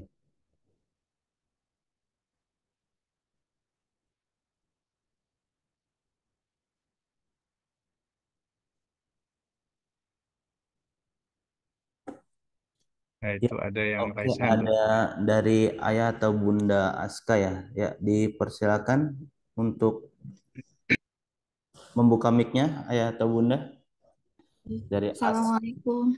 Waalaikumsalam warahmatullahi wabarakatuh. Waalaikumsalam warahmatullahi wabarakatuh. Oke, Mangga, saya, silakan Ibu. ya, saya dengan Maya. Kebetulan anak saya ada dua yang di NF ya. Ada kelas 7 dan kelas 8. Eh,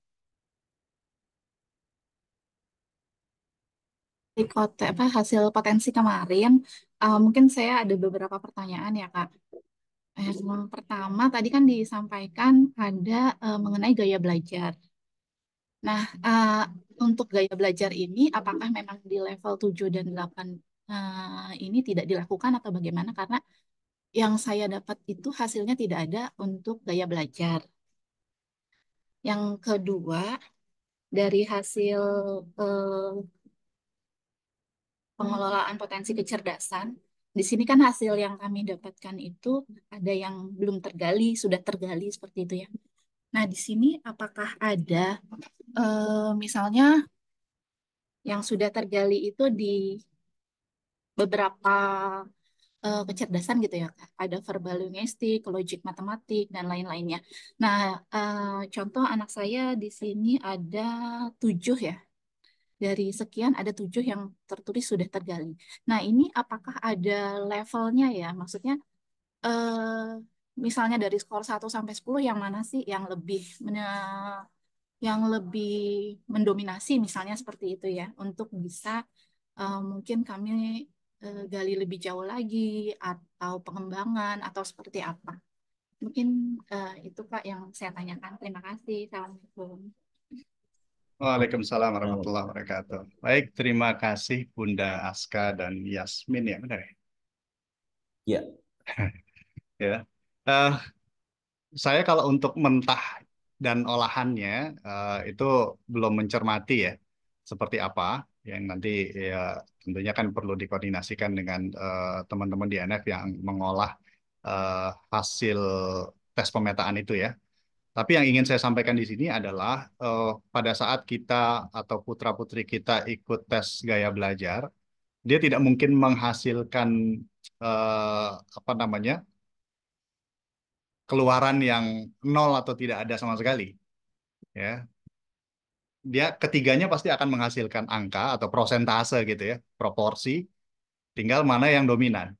Gitu. Apakah yang dominan adalah proporsi visualnya dibandingkan dengan kinestetik dan auditorinya? Atau misalnya ada dua proporsi yang seimbang, misalnya visual auditorinya seimbang nih angkanya, kemudian kinestetiknya agak di bawah. Gitu. Biasanya keluarannya seperti itu. Kemudian yang berikutnya berkaitan dengan potensi kecerdasan.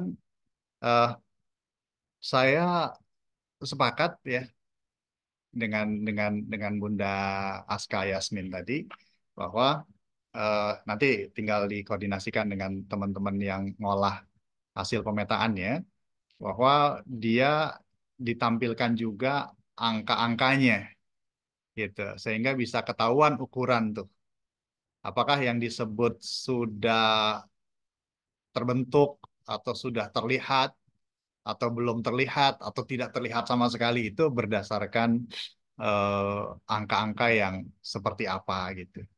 Nah, sehingga nanti follow up atau tindak lanjut dari ayah bunda lebih konkret lagi nih gitu. Misalnya untuk kecerdasan logis matematisnya misalnya apa namanya barrier atasnya angkanya 100 gitu. Misalnya kecerdasan logis matematikalnya eh, 95 misalnya. Itu kan udah tinggi sekali tuh. Sementara kecerdasan verbalnya masih ada di angka 20 sekian gitu. Oh, berarti kan kalau kita berharap juga ingin meningkatkan keterampilan komunikasi verbal maupun tulisnya, eh, berarti effort sebesar apa lagi nih yang akan saya coba upayakan untuk meningkatkan model kecerdasan ini. Jadi ya saya sepakat ya Bunda Aska dan Yasmin, atau bahkan kalau nanti ada kesempatan mungkin bisa diskusi lebih jauh lagi. Misalnya kalau Aska dan Yasmin ada di NF, misalnya datang ke salah satu lokasi NF untuk kita bisa elaborasi hasil olahan tes pemetaannya. Itu. Mungkin itu ya, Bunda Aska dan Yasmin. Nah, berarti ada ya Pak untuk data lebih detailnya lagi hasilnya yang tadi ya, misalnya nilai-nilainya dari masing-masing Hmm. kecerdasan ini Iya, di betul. level berapa-berapanya. Betul, betul, betul. Karena kan dia tidak ujuk-ujuk menghasilkan rekomendasi kualitatif ya, Bunda ya. Iya, betul. Tapi dia eh, apa namanya kemasan simple dalam bentuk tertulis dari olahan-olahan yang angka gitu. Itu Ya, kali, ya, Bunda. ya, ya, Pak. Soalnya ada dua, kebetulan saya ada dua anak dan Mm-mm. ah, hasil yang tertulis tuh hanya apa ya, sama kayak template gitu ya, sudah tergali bla bla bla Betul, bla betul, kayak gitu betul. aja. Jadi kan Ah, saya ah, ah, ah. tanya ya, Iya, ini iya, iya. maksudnya seperti apa, Mm-mm. bagaimana. Terus Siap, yang siap. belum tergali itu apakah memang benar-benar nilainya nol atau ada Betul. apa namanya nilai sekian itu sudah tergali minimal Siap. sekian, sekian yang Ya, belum seperti itu. betul. Apalagi dalam pengukuran psikologis tuh nggak mungkin ada angka nol sih Bunda. Itu IQ itu kan nggak mungkin nol. Ya, Kalau betul Pak. nol, nol bukan manusia dong. Atau nggak dikerjain sama sekali. Siap. Ini Gitu. nanti berarti bisa saya mintakan ke mana ya Pak? Nanti bisa ini ya hubungi apa namanya lokasi NF Masing-masing ya. terdekat. Nanti itu biasanya berkoordinasi dengan bagian pengolahan datanya tuh, Bunda. Ya. Siap. Ya, kalau yang untuk gaya belajar, Pak, Mm-mm. ini Mm-mm. dua-duanya tidak tertulis ya di hasil tes potensinya. Mm-mm. Gaya belajarnya seperti apa? Yang tadi lagi ya, Pak, Mm-mm. apakah memang tes gaya belajar ini dilakukan khusus untuk level SD atau bagaimana sehingga anak saya yang di kelas 7 dan 8 ini tidak ada untuk hasil gaya belajarnya. Tidak ada reportnya gitu. Apakah memang tidak Oke, oke. dilakukan tes Mm-mm. atau bagaimana? Oke. Eh, karena saya bukan yang mengolah ya, Bunda ya. Saya bukan yang mengolah nih gitu.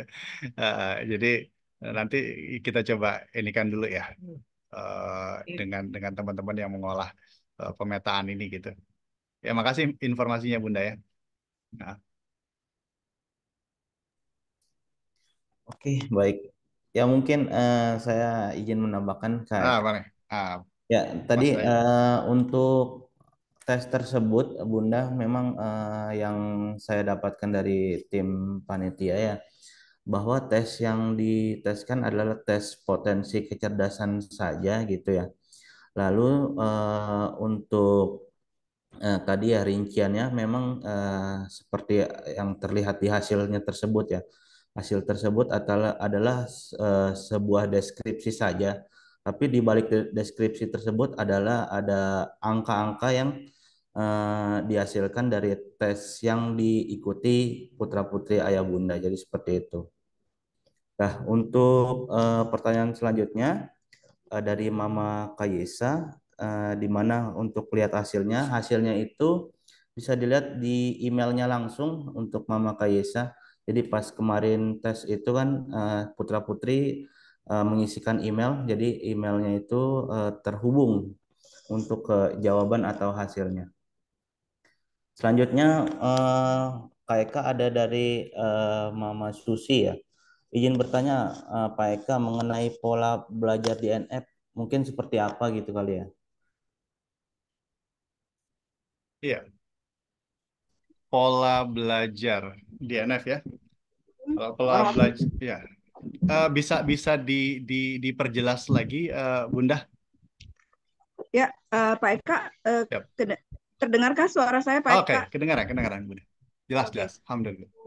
Izin Pak Eka, Hmm. Assalamualaikum warahmatullahi wabarakatuh. Saya Waalaikumsalam dari warahmatullahi wabarakatuh. Kampung Melayu, insya Allah ini tahun ketiga kami sudah berada di luar biasa NF, Pak Eka. Siap,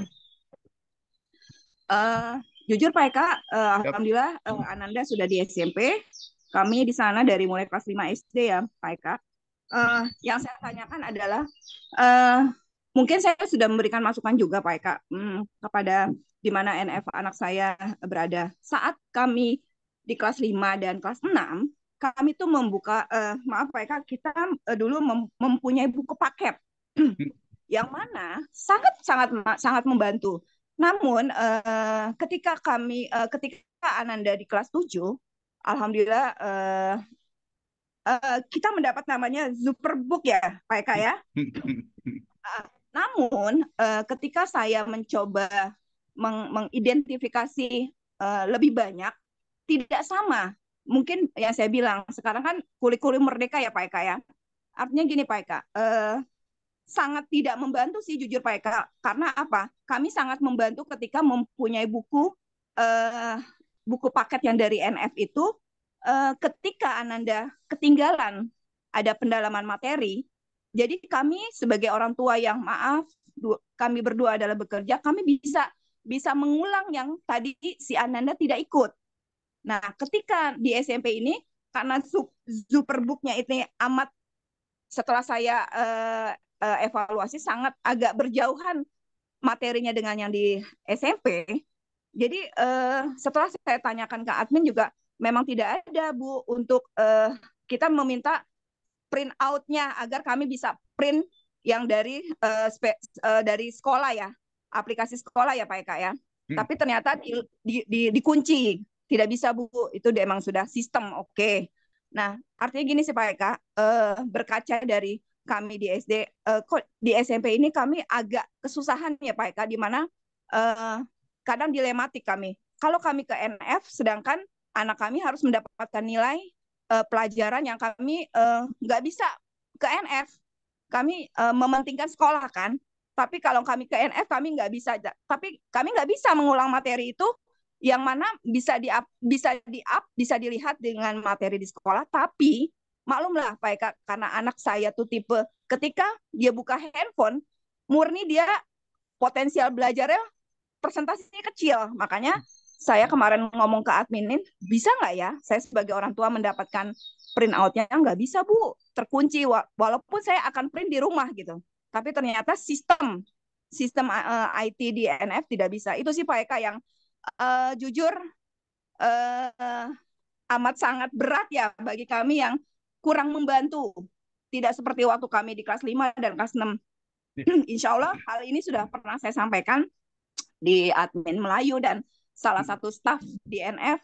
Tapi ya sampai saat ini kami yang nggak bisa berbuat apa-apa, kami sebagai orang tua sih Pak Eka. Maksudnya ya udah terima saja. Cuman jujur apa ya, kami next ada potensial mau ke kelas 8, cuman kok kami jadi kok begini ya?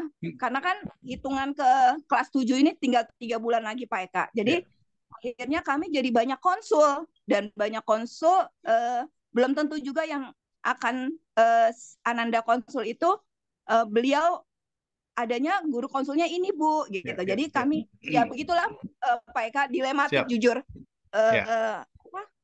Kami kan istilahnya sudah bergabung dan sudah tahu banget ya dari NF itu, dari kelas kami kelas 5 kok berbeda banget di kelas 7. Itu sih Pak Eka yang memang itu kembali lagi ke manajemen NF. Tapi ini saya sampaikan di sini karena saya sudah mencoba menyampaikan itu.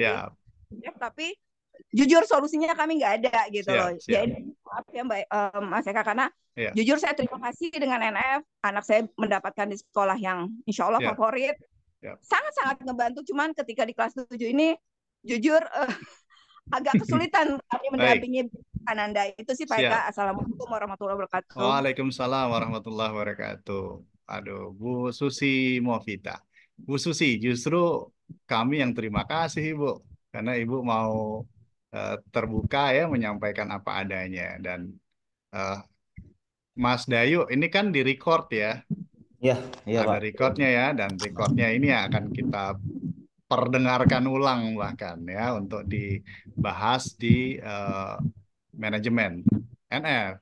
Karena jujur saya di manajemen pun ya termasuk yang cukup rewel berkaitan dengan upaya kita membimbing siswa-siswa kita secara maksimal gitu. Terima kasih sekali lagi Bu Susi. Mudah-mudahan apa namanya? Sukses selalu untuk NF. Siap. Anda mendapatkan di SMP yang alhamdulillah favorit. Itu atas prestasi NF, dan kita kolaborasi yang pasti orang tua. Siap. Betul. Karena nggak bisa hanya bergantung pada NF atau pada sekolah saja, tapi kan semua pihak ya, termasuk ayah bundanya di rumah ini gitu. Betul. Jadi karena posisinya saya sangat konsen di NF, tapi ketika di kelas 7 kok begini ya. Saya kemana ya gitu. Walaupun saya sudah ya, saya sangat konsen banget Pak Eka. Jujur sangat terbantu lagi si Ananda, luar biasa pengajar di NF yang Ananda pasti pintar presentasinya ya dari berkat di NF. Siap. Iya Bunda. Jadi saya ini kan memang saya ada di NF, terus kemudian saya juga bisa memposisikan diri sebagai tanda kutip ya konsumen NF karena anak saya juga di NF gitu. Anak saya di NF, sehingga segala macam masukan-masukan sebagaimana yang Bu Susi sampaikan juga ya. Tapi masalah kami nih di kelas 7 menuju 3 bulan lagi kok nggak clear ya, maksudnya gimana ya caranya, maksudnya ketika Anda ketinggalan kami bisa mengejar dari buku yang kami dapatkan dari NF. Biasanya kami pola kelas 5 kelas 6 begitu Pak Eka. Jadi kami tahu tipikal anak, kan saya bilang saya tahu anak saya itu visual. Jadi ketika dia mempunyai handphone, yang ada dia tidak membaca. Yang ada dia maaf temannya jawab apa, kan beliau aktif di OSIS, dia pasti ngurusin itu. Ya. Dia untuk belajar. Siap Bu Susi, siap. kekurangan anak Oke, saya juga. baik. Terima kasih. Semoga masukan saya keluhan kami sebagai Hmm, orang tua yang hmm, cukup sudah 3 tahun melalang buana di NF, siap. mudah-mudahan diapresiasi dan ada perubahan untuk Baik. anak di kelas tingkat selanjutnya yang Ya, lebih susah. iya. Terima kasih banyak Bu Susi masukannya. Oke. Kemudian di kolom chat ini juga ada yang minta di-share materi paparannya. Eh, nanti akan Kak Dayu, Iya, Kak. kalau nomor kontak ayah bunda yang ada di Zoom room ini ada semua kan ya? Maksudnya kalau ada grup Ada. WA-nya gitu, Ya. nanti saya akan share apa yang saya sampaikan hari ini untuk bekal ayah bunda dibaca-baca lagi kali gitu. Ya, nanti mungkin bisa lewat lokasi masing-masing, Kak. Seperti biasanya seperti itu sih. Siap. Nanti akan saya share. Jadi nanti ayah bunda bisa akses. Ya, selanjutnya mungkin ada beberapa pertanyaan lagi dari Mama Azalia. Tesnya tanggal berapa ya, Kakak gitu. Untuk tesnya itu tanggal 21-22 kemarin, Bu, gitu ya. Lalu mungkin ada dari Bunda Seril ya, kebetulan telat mengisi linknya. Nah, untuk ayah bunda bagi putra-putrinya yang telat mengisi linknya, nanti bisa dikomunikasikan dengan lokasinya masing-masing agar bisa di-share kembali linknya, nanti biar disampaikan ya untuk tesnya. Mungkin ada pertanyaan lain dari ayah bunda? Mungkin satu lagi boleh Kak? Ya, silakan. Jadi mau tanya aja Pak Eka, kan Yap. kebetulan memang tadi ya tes gaya belajar tidak dilakukan di ML. Nah, kebetulan saya pernah sebelumnya anak-anak tuh ada ikut tes untuk gaya belajar. Apakah jika tesnya ini dilakukan beberapa tahun sebelumnya, apakah gaya belajar ini akan berubah atau biasanya tetap dengan hasil yang sebelumnya? Oke. Iya. Jadi sebagaimana yang tadi saya sampaikan di paparan awal itu berkaitan dengan pemanfaatan modalitas belajar ya atau alat indera untuk menyerap informasi itu kan sangat bergantung pada pembiasaan ya, Bunda. Jadi kalau dari tes ke tes tidak ada intervensi lanjutan atau tidak ada pembentukan pembiasaan baru, mungkin angkanya tidak akan terlalu signifikan berubah. Tapi ketika misalnya ada intervensi-intervensi di tengahnya sehingga membentuk kebiasaan baru yang membuat Anandanya akhirnya beralih dari yang eh, modalitas X ke modalitas Y, itu angkanya sangat mungkin berubah, Bunda. Sangat mungkin berubah. Kalau angka yang agak cenderung berubahnya nggak signifikan tuh IQ, Bunda. Intelligence quotient itu. Sementara kalau gaya belajar tuh sangat mungkin untuk switch on, switch off ke modalitas satu, dari modalitas satu ke modalitas yang lain gitu. Berarti Kayak, masih tergantung dari lingkungannya juga ya, betul, Kak. betul. Nah, yang Bisa kita perlu aja berubah. siap. Nah, yang kita perlu ikhtiarkan adalah sebenarnya bukan membuat sekedar angka-angkanya jadi bagus jika ditampilkan angka-angkanya dalam hasil tes ya, Bunda, tapi lebih kepada Ananda kita tuh jadi punya kompetensi untuk memainkan atau menggunakan berbagai macam modalitas yang tersedia itu dalam rangka menyerap informasi. Karena kan lagi-lagi kita nggak tahu nih gitu. Ada yang guru ada di posisi tip- ini ya. tipikalnya lebih suka apa namanya menampilkan model pembelajaran visual, tapi ada juga yang lebih nyaman dengan menjelaskan lisan gitu. Nah, sehingga modalitas-modalitas tadi itu kan kalau seandainya Ananda kita kompeten, ya bisa kepake di momen-momen yang berbeda. Mungkin Ya, gitu, Bunda. ya memang tujuannya kan kita mengetahui gaya belajar anak tuh supaya kita bisa menerapkan yang sesuai dengan gaya belajarnya sehingga proses pembelajarannya bisa efektif seperti itu ya. Siap, Mm. siap, siap. Oke, baik. Terima kasih. Ya, Ya, baik. Selanjutnya dari ada Mama Mama Azalia. Azalia. Ya, dipersilakan. Assalamualaikum warahmatullahi wabarakatuh. Waalaikumsalam Waalaikumsalam warahmatullahi warahmatullahi wabarakatuh. wabarakatuh. Ini Kak yang saya mau nanyakan terkait dengan tryout kemarin. anak saya Ajalia kebetulan karena waktu itu ikut tryout yang bahasa Inggris dan bahasa Indonesia. Karena dia nggak sempat ke NF dan mendapatkan info bisa melakukan dari rumah. Nah, eh, dan pas saat koreksi hasil tryout itu di NF, dia baru tahu bahwa hasil tryoutnya yang dilakukan di rumah tidak tidak ada nilainya gitu. Dan pada saat itu dia minta langsung hari itu dia mau ikut ujian susulan, tetapi katanya nggak bisa karena sudah tertutup di pusat gitu. Gimana nih Kak ini? Karena kan dia juga nggak tahu karena di apa di rumah itu dia merasa sudah ngerjakan dan ada beberapa temannya yang ngerjain di rumah juga sama, tidak tidak kerikot nilainya, tapi baru tahu pada saat koreksi di sekolah dan langsung minta mau mengulang saat itu supaya nilainya tidak kosong. Cuma jawabannya waktu itu tidak bisa karena sudah di pusat udah nggak bisa lagi gitu. Mungkin itu Kak, kami butuh penjelasan kalau ada masalah gitu gimana ya solusinya ya. Oh, siap, siap.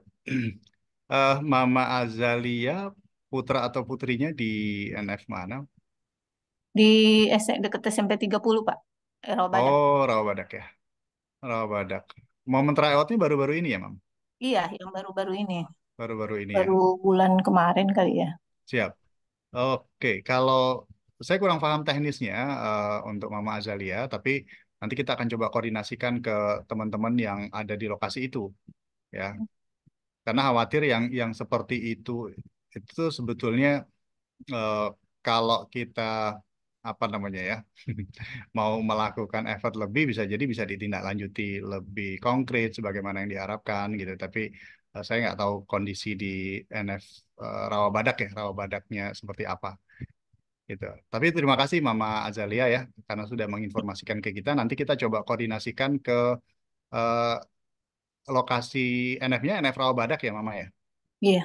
Oke, yang dekat. Maksud saya kan takutnya ada kejadian lagi gitu kan saya nggak ada Baik, nilai betul. anak kita gitu. Betul, betul. Sedangkan Betul. anaknya mau mau bersedia ngulang gitu karena Baik. dia juga nggak tahu apakah jaringan atau apa gitu. Ya. Lalu yang kedua tadi sempat sebelum dilakukan pemaparan ada slide tentang MH SMA unggulan MH Tamrin. MH Tamrin ya. Pertanyaan saya, apakah di NF ini untuk menghadapi eh, apa apakah ada semacam kayak memfilter nih anak-anak yang mau masuk di MH Tamrin dan mereka ada suatu kelas khusus untuk menggembleng anak-anak kita supaya bisa berhasil atau lolos di MH Tamrin mungkin dengan melakukan tes-tes yang khusus di bidang sains, IPA, matematika dan bahasa Inggris. Apa sudah pernah dilakukan atau bagaimana? Soalnya kan saingan cukup berat untuk masuk di MH Tamrin, sedangkan anak-anak kita eh, ada keinginan untuk ke sana karena kan lihat dari nilai semester 1 sampai 5 eh, gitu Pak. Ya, baik. Ya, terima kasih Mama.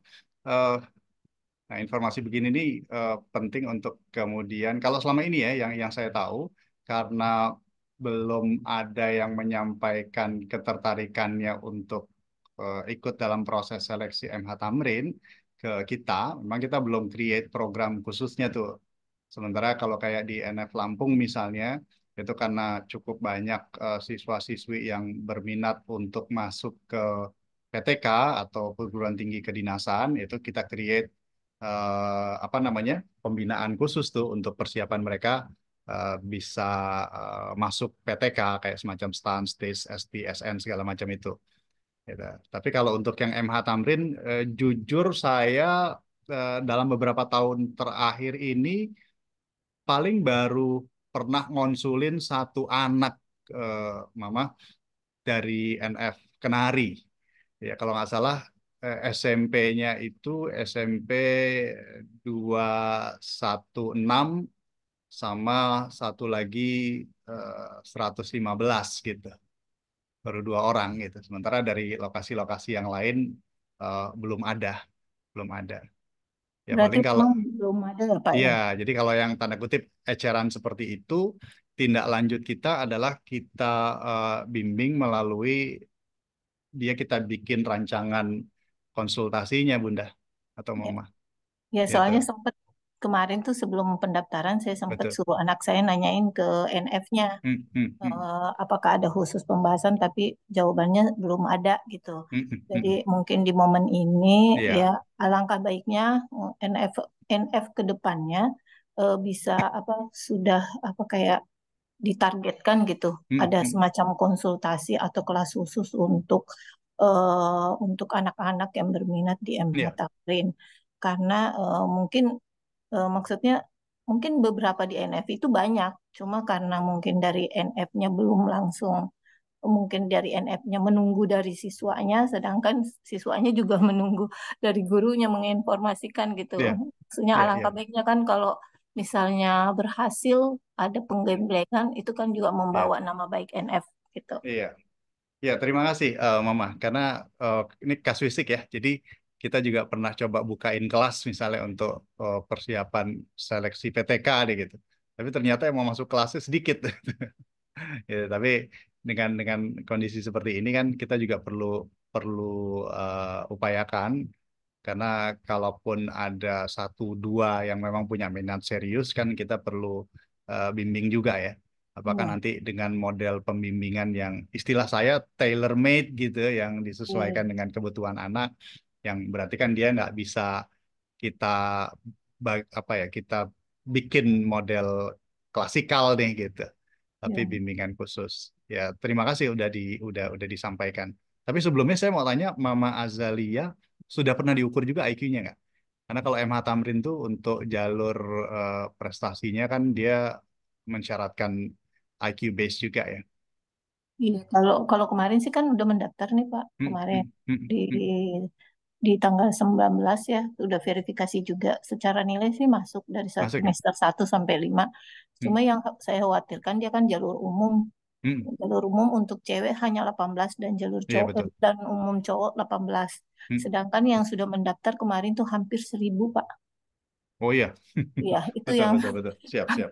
ya, Hmm, makanya hmm, kemarin hmm. saya pikir tuh dari NF-nya tuh ada, kemarin sempat saya suruh anak saya coba nanyain di sana ada nggak untuk kelas menggembleng memang untuk ini, cuma kan tinggal seminggu lagi sih sebenarnya ujiannya Sabtu depan. Oke oke oke. Iya, iya, iya. Baik, terima kasih nih, ada Mama Azalia, ada Mama Kaisa, kemudian ada Bunda Aska dan Yasmin juga yang oke, eh, yes, apa ya, butuh untuk ada bimbingan khusus ya, persiapan masuk ke MH Tamrin atau sekolah-sekolah favorit lainnya seperti Insan Cendikia.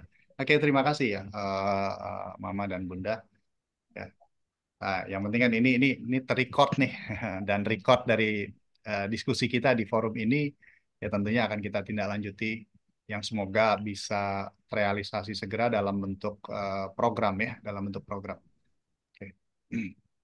Terima kasih sekali lagi. Ya, sama-sama Pak.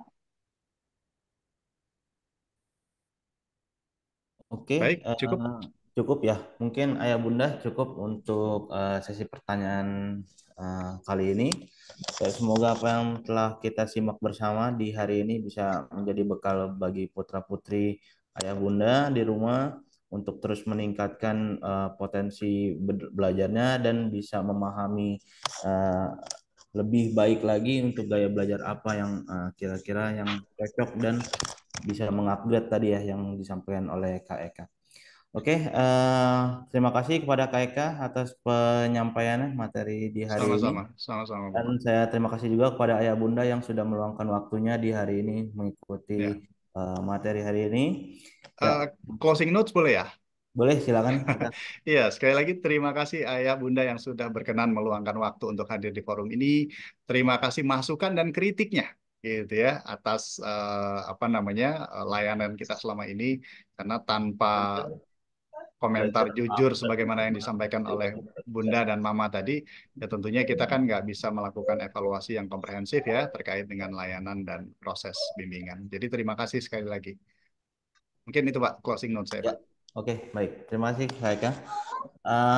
Ayah Bunda, untuk nanti rekaman videonya bagi yang tertinggal bisa nanti disaksikan di YouTube ya. Nanti kami akan share via lokasi masing-masing. Ya, saya selaku MC kurang lebihnya mohon maaf bila ada salah-salah kata. Sampai berjumpa kembali pada pertemuan nanti berikutnya. Assalamualaikum warahmatullahi wabarakatuh. Waalaikumsalam warahmatullahi wabarakatuh.